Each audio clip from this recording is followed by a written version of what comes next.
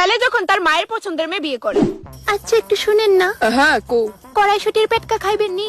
কড়াইশুঁটি না, ভাল লাগে না আমার। আচ্ছা ফুলকপির পুরপুরি? হ্যাঁ, ফুলকপির পরপরই করো। আচ্ছা শুনেন না, হ্যাঁ কো। কইতেছি জল ভর্তি করে থইছে, আপনি স্নানটা করে নেন। ও আচ্ছা ঠিক আছে, যাইতাছি। মা তাড়াতাড়ি দেখা যান, তাইনের জন্য কি তা হইতাছে? আরে না না, ঠিক আছে, আমি কিচ্ছু হইছে না। আমি অ্যাম্বুলেন্সে ফোন করি। আরে না না, কান্দতেছো কেন তুমি? অনেকক্ষণ পর উঠতাছি তো, এলিগে রগে টান মারছে। এভাবে ভয় দেখায়েন না আমারে, বুঝছেন? একটু লেগে স্ট্রোক করে লাইতাম।